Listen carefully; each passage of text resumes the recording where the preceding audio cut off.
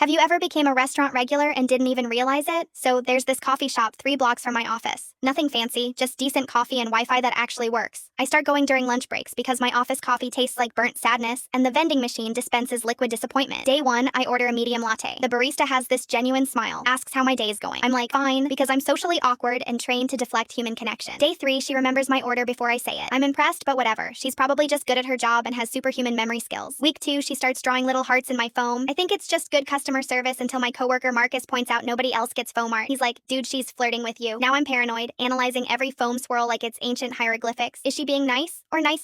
Then she starts writing my name on cups without asking. Problem is, I've never told her my name. She's writing Mike in careful handwriting, and I'm too embarrassed to correct her because my name is actually David. So now I'm Mike the latte guy who shows up at exactly 1:47 p.m. like clockwork, wearing the same 3 rotating button-down shirts. One day I'm running late, show up at 2:15. She looks genuinely worried, like someone told her the coffee beans were endangered. Mike, you okay? You're never late. I lie and say traffic was bad, when really I spent 20 minutes in my car working up courage to come in. She gives me a free chocolate chip cookie for the stress and writes, hang in there on my cup. I'm in too deep now. The other baristas start calling me Mike too. They ask about my weekend plans, remember details about my fake life I've accidentally created. I mentioned once that I have a cat named Whiskers when they asked about pet hair on my sweater. I don't have a cat, I'm allergic to cats. The hair was from my sister's devil spawn feline. 3 months in, she writes her phone number on my cup with text me sometime in purple gel pen. I stare at it for 5 minutes in my car, having an existential crisis. Do I text her as Mike? Do I confess I'm actually David and risk looking like a psychopath? Do I just never come back and find a new coffee shop like a coward? I decide to text her because I'm apparently a glutton for complicated situations. We're actually hitting it off really well until she asks for a photo. I send my standard awkward selfie and she responds, wait, you don't look like a Mike at all. My heart stops. I panic and say I get that a lot, that people expect Mikes to look different. She laughs it off and says, I look more like a David. We go on our first date to an Italian place downtown. She introduces me to her friends as Mike and I die a little inside. I'm committed to this lie now. Her friend Sarah takes one look at me and says, you totally look more like a David to me, and I nearly choke on my breadstick. My fake girlfriend just laughs and says, everyone says that. 6 months later, we're dating seriously, and I've been Mike so long, I almost respond to it automatically. The baristas at our coffee shop treat us like their success story, but the guilt is absolutely killing me. One night during a Netflix binge, she says, I love you, Mike, and I can't take it anymore. The weight of living a lie crashes down. I tell her everything. The name mix-up, the fake cat, how I've been living as Mike for months. She stares at me for what feels like forever, while my soul leaves my body. Then she starts laughing uncontrollably, tears streaming down her face. I think she's having a breakdown until she manages to speak. Turns out her real name isn't Emma, it's Jessica. She gave me a fake name the first week because I seemed weird sitting alone every day, and she wasn't sure about giving her real name to random customers. We both kept up our fake identities for months, each thinking the other person was completely normal while we lived double lives. We both laugh until our stomachs hurt, realizing we're perfect for each other in our shared awkwardness. Now we laugh about it constantly, but her friends still call me Mike sometimes, and I just roll with it because correcting everyone seems more exhausting than the original lie. The coffee shop still has a photo of us behind the counter labeled Mike and Emma, our success story, with little heart drawings around it. We never corrected them either. Some lies are just too comfortable to give up, especially when they lead to something real.